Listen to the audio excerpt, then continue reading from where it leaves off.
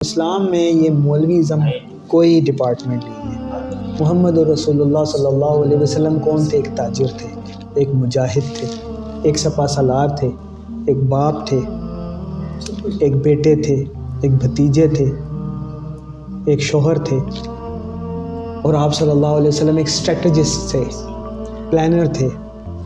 कोई आप मुझे कोई मिसाल बता दें, ये मुझे तो समझ नहीं आती ये शुरू कहाँ से हुई है मौलवियत। हाँ, आप रिसर्चर हो सकते हैं, कोई फुल टाइम रिसर्चर हो सकते हैं, ये एक अच्छी बात है। लेकिन ये जो डिपार्टमेंट हमने बना लिया ना कि जो बात पूछनी है बस उनसे पूछनी है और जो नमाज़ पढ़ाएंगे वही पढ़ाएंगे, इस तरह का कोई कॉन्सेप्ट इस्लाम में नहीं था। नमाज कौन पढ़ाता था? अमीरुल मोमिनीन खलीफतुल मुस्लिमीन। फतवा कौन देता था? अमीरुल मोमिनीन खलीफतुल मुस्लिमीन। फैसला कौन करता था? चीफ जस्टिस कौन था? अमीरुल मोमिनीन खलीफतुल मुस्लिमीन। अब हमने डिफ्रेंशिएट कर लिया है, खानका को और हुकूमत को, इंतज़ाम को अलग अलग कर लिया है। एकेडमिक्स बेशक हों, वो अपना काम करते रहें, लेकिन लीडरशिप, रिलीजियस लीडरशिप उनके पास नहीं होती।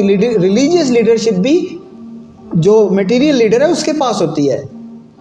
इनके पास हमने नमाज इनके पीछे हम पढ़ते हैं, फतवा हम इनसे लेते हैं, गलत करते हैं। ये वैसे रिसर्चर हों, बेशक हों, रिसर्च करते रहें, एकेडमिक्स हों, बुक्स लिखते रहें, अपना पॉइंट ऑफ व्यू देते रहें, लेकिन मुफ्ती ये नहीं हो सकते और रिलीजियस लीडर भी ये नहीं हो सकते, इमामत भी ये नहीं करा सकते। हाँ, अपने मोहल्ले में, इंस्टीट्यूट में बेशक कराते रहें, जहाँ पे वो बड़े हैं, फिजिकली भी बड़े हैं, जहाँ की लीडरशिप उनके पास है, इंस्टीट्यूट की, मदरसे की, घर की, वहाँ पे बेशक कराते रहें। लेकिन ये जो हमने करनी है कि पूरे मुल्क की रिलीजियस लीडरशिप ही हमने इनको दे दी है, ये इस्लाम में ऐसा कोई कॉन्सेप्ट नहीं है। तो हमारी इनसे एक्सपेक्टेशन करना ही गलत है। वो एकेडमिक्स हैं, वो अपनी रिसर्च रिकमेंडेशन दें या ना दें, हमें उनसे गर्ज नहीं है, अपना काम कर रहे हैं वो। हमारी गर्ज है ऐवान, इक़्तिदार, हुकूमत, ताकत, वो क्या कर रहे हैं उनको हम हिलाएंगे, उनको हम चैलेंज करेंगे, उनके खिलाफ हम खड़े होंगे, उनके खिलाफ हम ज़ुबान चलाएंगे। वो हमारा एकेडमिक्स अपना काम करते रहे, उनको इतनी वैल्यू ही नहीं देनी चाहिए, हमने गलत दी हुई है। यही तो वजह है कि उनको हमने इतनी वैल्यू दी है। उन्होंने पता नहीं क्या ना क्या लॉजिक्स निकाल कर, इस्लाम ने क्लियरली कहा है। अब ये मुफ्ती तकी उस्मानी साहब की आपने बात की, मैं कोई वैल्यू उनको नहीं देता। अल्लाह ताला ने उनको जो इज़्ज़त दी है, अल्लाह उनको उस इज़्ज़त की कदर करने की भी तौफीक अता फरमाए। लेकिन उन्होंने क्या किया है कि यानी सारी दुनिया में 1400 साल से सारे उलमा, हर कोई जो है ना, वो बिल्कुल उनको कुछ आता नहीं था, सारा इनको ही आया है कि इन्होंने जो पेपर करेंसी के ऊपर, मतलब ये है कि अल्लाह माफ़ करे, अजीब सी बात है कि कहीं पे कचरे का ढेर और गंदगी और गलाजत हो, ऊपर कोई सफ़ बिछा कर कहते हैं कि यहाँ नमाज पढ़ लो, पाक हो गई है।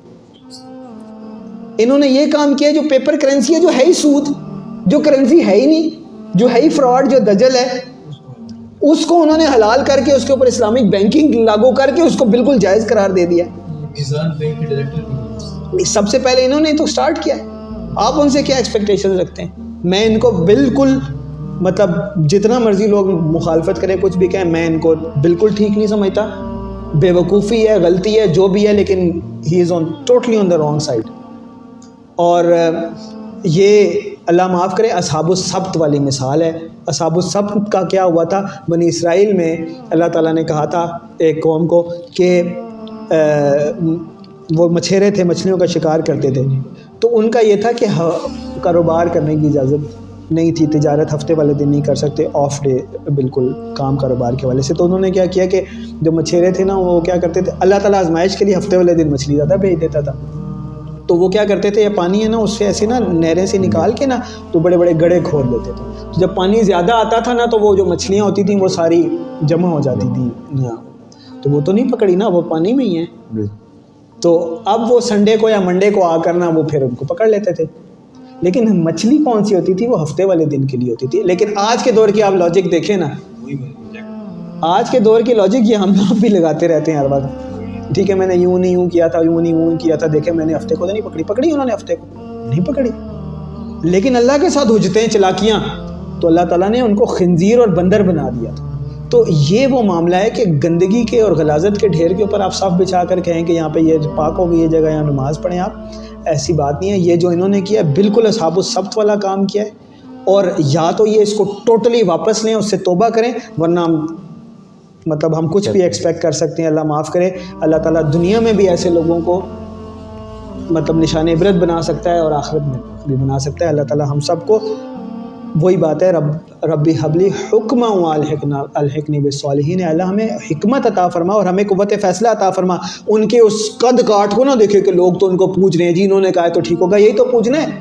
जब अल्लाह और उसके रसूल का हुक्म आ गया तो उसके आगे कोई चीज़ नहीं है, चाहे कोई भी जितना बड़ा मर्जी उसका कद काट हो।